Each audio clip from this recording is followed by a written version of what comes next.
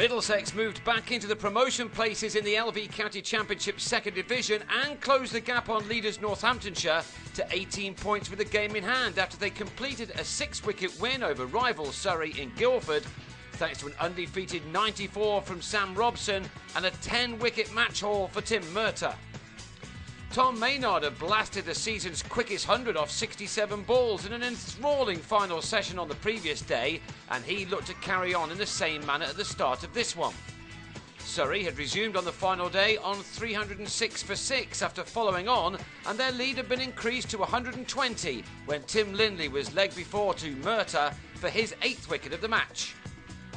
Maynard's swashbuckling attitude had worked a treat on day 3, and so he decided to chance his arm again, and once more it worked pretty well, even if he was dropped on 3 occasions. Having hit 3 sixes in getting to his sensational century, he added 3 more as he went after the bowling with some ferocious striking. It really was an exceptional innings for the 22-year-old son of Matthew Maynard. His dad would have been proud of this. It was Tom's highest score. He'd even given his side an outside chance of a memorable victory, but on 141 he took 1 risk too many and skied a catch to Jamie Dalrymple at slip.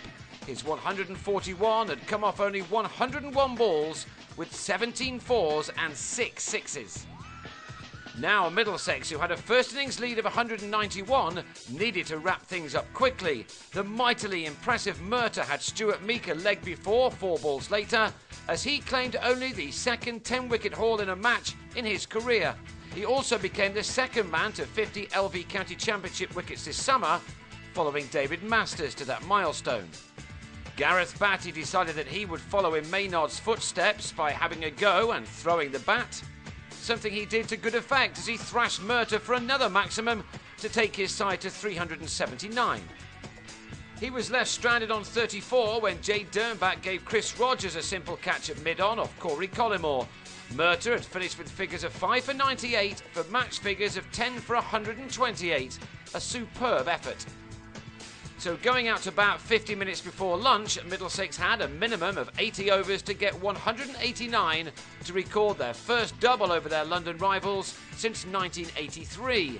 Psychologically, the match had perhaps turned Surrey's way, but it was still a very gettable target, and any pressure was relieved by Robson and Scott Newman, who knocked 63 runs off their target either side of lunch. It was just the start they needed in chasing this awkward amount. But then, just as they appeared to be easing their way to their 5th win of the campaign, they had a wobble. Newman on 39 nicked a cut off Xander de Brain behind. Rogers had his off-peg removed by the same bowler after making 6. And David Milan guided a short ball from Lindley to Maynard to go for 4, to leave the visitors on 84 for 3, still 105 runs away from victory. The game had been turned on its head on the previous day, and so Surrey would now have started to believe that they could win this game after they'd followed on. Robson, though, held firm and received some very valuable support from his captain, Neil Dexter. Robson, a 22-year-old Australian-born batsman, has been given his opportunity at the top of the order in recent games, and he's rarely disappointed. This drive brought him his 6th 4 to take him to a very valuable half-century, made from 112 deliveries.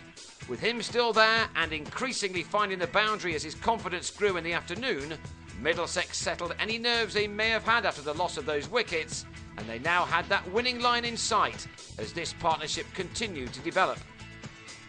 Knowing that victory was almost certainly theirs, Robson opened up, pulling a short ball from Batty over the boundary rope for a 6. Surrey's attack was visibly deflating. But they were given a glimmer of hope when Lindley dragged a ball back to have Dexter leg before for 31, with 19 runs needed.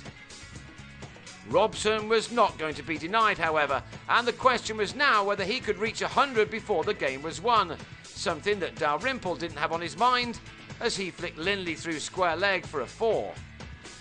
But at least Robson had the satisfaction of hitting the winning runs with a thumping shot off Rory Hamilton-Brown to end unbeaten on an excellent 94, as Middlesex won by 6 wickets with 29 overs to spare. What a day it was for them. Not only did they have the bragging rights again over their neighbours, but they also increased their chances of promotion with their 5th win in 9 LV County Championship games this summer.